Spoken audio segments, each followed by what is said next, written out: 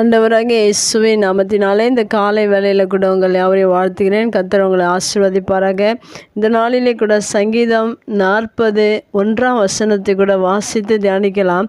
கர்த்தருக்காக பொறுமையுடன் காத்திருந்தேன், அவர் என்னிடமாய் சாய்ந்து என் கூப்பிடுதலை கேட்டார். மிக அருமையான வேதவசனம். இந்த வேதவசனத்தில் கூட காத்திருப்பதை குறித்து இங்கு சொல்லப்பட்டிருக்கு. அம்மையாகவே இந்த உலகத்தில் அநேக காரியங்களுக்காக நாம் காத்திருக்கிறோம். ஆனால் இங்கு தாவீது யாருக்காக எப்படி காத்திருந்தார் என்று எழுதப்பட்டிருக்கிறது. கர்த்தருக்காக பொறுமையுடன் காத்திருந்தேன் என்று எழுதப்பட்டிருக்கிறது. மெய்யாகவே உங்களுடைய வாழ்க்கையிலும் இந்த உலகத்தில் அநேக காரியங்களை காத்திருந்து பெற்றுக்கொள்வதை காட்டிலும் நீங்கள் கர்த்தருக்காக பொறுமையுடன் காத்திருப்பீர்கள் என்றால் தேவன் உங்களுக்கு பதிலை கொடுக்கிறவராக இருக்கிறார். ஆனால் இந்த உலகத்தில் மனிதர்கள் நாம் கூப்பிடுகிற குரலுக்கு செவி சாய்ப்பதில்லை. ஆனால் நம்முடைய தேவன் எப்படிப்பட்டவர் என்பதை நாம் இந்த வசனத்தின் மூலமாக அறிந்து கொள்ள முடியும்.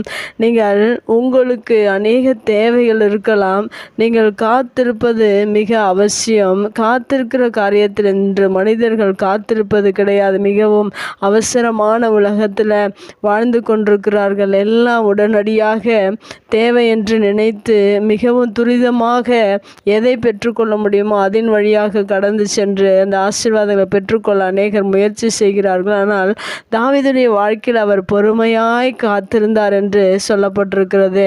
ஏனென்றால் நாம கூட நம்முடைய வாழ்க்கையில் பொறுமையாய் காத்திருக்கும் போது கர்த்தர் கொடுக்கிற ஆசீர்வாதங்களை நம்முடைய வாழ்க்கையில் பெற்றுக்கொள்ள முடியும். கர்த்தர் கொடுக்கிற ஆசீர்வாதம் அது நிரந்தரம் உள்ளது. அது மேலான ஆசீர்வாதம். அதை யாரும் இந்த உலகத்தில் பறித்து கொள்ள முடியாது. அந்த ஆசீர்வாதம் எல்லா மனிதர்களுக்கும் கிடைப்பதை விசேஷமான ஒரு ஆசீர்வாதமாக இருக்கிறது. இப்படிப்பட்ட ஆசீர்வாதத்தை ஒருவேளை இந்த புதிய நாளில் நீங்கள் பெற்றுக்கொள்ள வேண்டும் என்று விரும்புவீர்கள் என்றால் இந்த வசனம் சொல்லுகிற பிரகாரம் நீங்கள் கர்த்தருடைய சமூகத்தில் ஒவ்வொரு நாளிலும் பொறுமையாய் காத்திருங்கள். உங்களுக்கு பதில் கிடைக்கும் வரைக்கும் பொறுமையாய் நீங்கள் காத்திருப்பீர்கள் என்றால் அங்கே என்ன நடக்கிறது என்றால் அவர் என்னிடமாய் சாய்ந்து என்று சொல்லப்பட்டிருக்கிறது. இந்த உலகத்தில் அநேக மனிதர்கள் இருந்தாலும் நீங்கள் அவருக்காக பொறுமையாய் காத்திருக்கும் போது தேவன் உங்களுடைய பக்கமாய் சாய்ந்து எத்தனை லட்சங்கள் எத்தனை கோடி மக்கள் இருந்தாலும் நீங்கள் கேட்கிற நீங்கள் கூப்பிடுகிற குரலுக்கு நீங்கள் சொல்லுகிற விண்ணப்பங்களுக்கு நீங்கள் சொல்லுகிற ஆசீர்வாதங்களுக்கு தேவன் உங்கள் பக்கமாய் சாய்ந்து உங்களுடைய கூப்பிடுதலை கேட்டார் என்று தாவீது சொல்லியிருக்கிறார். நம்முடைய வாழ்க்கையிலும் அவர் நம்முடைய ஜெபத்தை கேட்கிறவராக இருக்கிறார். ஏனென்றால் அவர் ஜெபத்தை தள்ளாத தேவன் என்று வேதத்தில் சொல்லப்பட்டிருக்கிறது.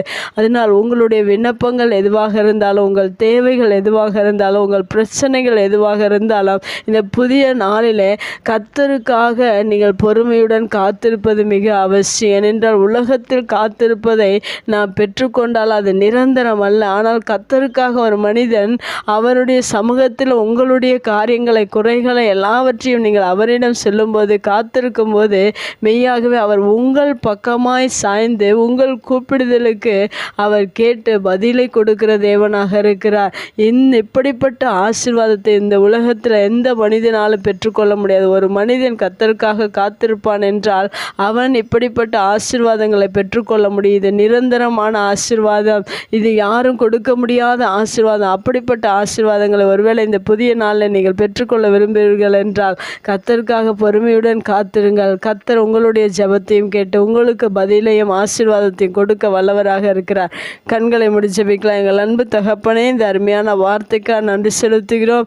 தாவீது அந்நாட்களில் கர்த்தருக்காக பொறுமையுடன் காத்திருந்து கூப்பிடுதலைக்கு பதிலை பெற்றுக்கொண்டது போல எங்களுடைய வாழ்க்கையில் எங்களுடைய காரியமாக எங்களுடைய பிரச்சனையாக உம்முடைய சமூகத்தில் நாங்கள் காத்திருந்து நீர் ஆண்டவரே ஆசீர்வாதத்தை கொடுக்கும் வரைக்கும் நாங்கள் காத்திருந்து பெற்றுக்கொள்ள இந்த வார்த்தையின் மூலம் எங்களுக்கு கற்றுக் கொடுத்ததற்காக நன்றி. இந்த வார்த்தை கேட்கிற ஒவ்வொருடைய வாழ்க்கையில் அநேக பிரச்சனைகள், கண்ணீர்கள், வேதனைகள், குறைகள் எல்லாவற்றையும் நீர் ஆண்டவரை கேட்டு நீர் பதில் கொடுக்க போகிறதற்காக நன்றி செலுத்துகிறோம். பொறுமையாய் காத்திருந்து உம்முடைய ஆசீர்வாதத்தை பெற்றுக்கொள்ள இந்த வார்த்தையின் மூலம் எங்களை தகுதிப்படுத்தினதற்காக நன்றி செலுத்துகிறோம். தொடர்ந்து உங்கள் பிரசன்னம் எங்களோடு கூட இருக்கட்டும். இயேசுவின் நாமத்தில் ஜெபம் கேள நல்ல பிதாவே, ஆமேன்.